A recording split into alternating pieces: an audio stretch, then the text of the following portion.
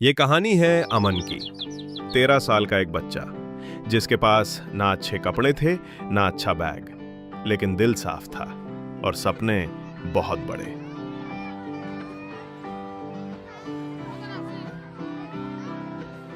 सरकारी स्कूल का मैदान, बच्चे खेल रहे हैं। अमन गेट पर खड़ा सबको देखता है।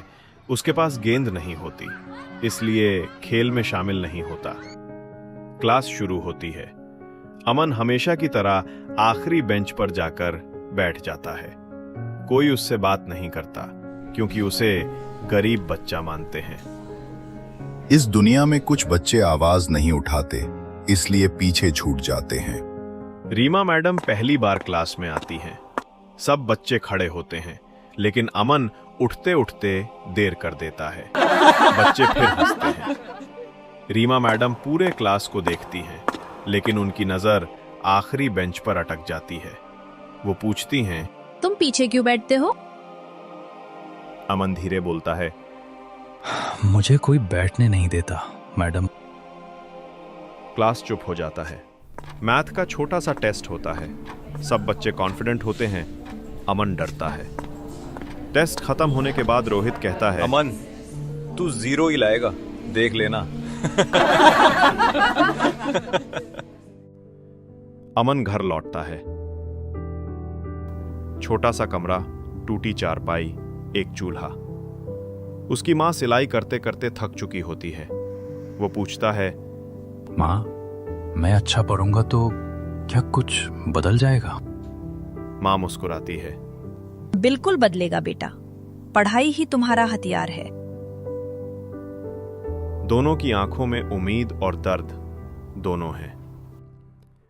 अगले दिन रीमा मैडम नोटिस करती हैं कि अमन चुपचाप सब कुछ समझने की कोशिश करता है, लेकिन पूछता नहीं। मैडम पूछती हैं, डरते क्यों हो? अमन, गलत बोलूंगा तो सब हंसेंगे। रीमा मैडम कहती हैं, गलत बोलने वाले ही सही बोलना सीखते हैं। लंच में सब बच्चे ग्रुप में खाते हैं। अमन अपने डिब्बे में सिर्फ सूखी रोटी लेकर कोने में बैठता है। रोहित उसका डिब्बा देखकर बोलता है, यही खाता है रोज, इसलिए दिमाग नहीं चलता होगा। बच्चे हंसते हैं। रीमा मैडम वहां आती हैं। सब चुप।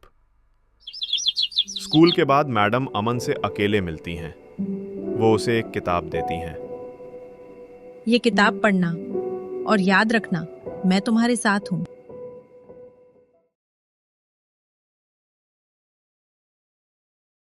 अमन किताब लेकर घर जाता है। उस रात पहली बार उसे लगे कि कोई उसकी परवाह करता है। घर में बिजली चली जाती है। अमन मोमबत्ती जलाकर पढ़ने बैठता है। मोमबत्ती की लौ कांपती है, लेकिन अमन नहीं कांपता। वो पढ़ता है जब तक नींद उसे गिरा ना दे। कड़ी मेहनत हमेशा रातों में शुरू होती है और सुबह को चमक देती है। अगले दिन रीमा मैडम सरप्राइज टेस्ट देती हैं। इस बार अमन कॉन्फिडेंट है। वो ध्यान से लिखता है। बच्चे उसके काम एक्सप्रेशन देखकर हैरान होते हैं। मैडम रिजल्ट लाती हैं। सब टेंशन में। अचानक वो बोलती हैं, इस बार क्लास में पहला स्थान अमन का है। क्लास शॉक में। रोहित की आंखें फैली हुई। अमन खुद भी विश्वास नहीं कर पाता। अब अमन को कोई नहीं चिढ़ाता। कुछ बच्चे उससे मदद मांगते हैं।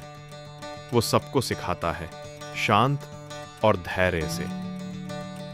रीमा मैडम दूर से देखती हैं और मुस्कुराती हैं। एक दिन रोहित अमन को रोकता है। वो पहली बार भावुक होकर बोलता है, मेरे पापा हमेशा डांटते हैं, कहते हैं टॉपर नहीं बने तो कुछ नहीं बनेगा। मैं डरता हूं अमन, इसलिए दूसरों को चिढ़ाता हूं। अमन उसका कंधा पकड़कर कहता है, हम दोनों मिलकर पढ़ेंगे, ठीक है? दोस्ती की शुरुआत यहीं होती है। वार्षिक परीक्षा शुरू होती है। क्लास में सन्नाटा। अमन पूरे कॉन्फिडेंस से हर सवाल लिखता है। उसकी मेहनत साफ दिखती है। लिखावट, ध्यान, सब परफेक्ट। पूरा स्कूल नोटिस बोर्ड के पास खड़ा, सबकी धड़कनें तेज। मैडम धीरे धीरे बोर्ड की ओर चलती हैं, फिर मुस्कुराकर कहती हैं, स्कूल टॉपर अमन। पूरा स्कूल ताली बजाता है। अमन की आंखें भर आती हैं। रोहित आकर उसे गले लगाता है। तू सच में हीरो है भाई। अमन घर लौटता है। मां सिलाई कर रही होती है। अमन रिजल्ट देकर कहता है, माँ, मैंने कर लिया। मां रिजल्ट देखते ही रोने लगती है। वो उसे कहती है, तेरी मेहनत ने हमारे गरीब घर को अमीर बना दिया। गर्व है मुझे तुझ पर।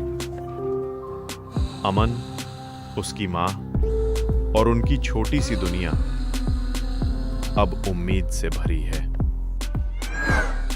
कभी किसी बच्चे को उसके कपड़ों, बैग या आखिरी बेंच से मत आंको। हो सकता है वही बच्चा किसी दिन दुनिया बदल दे।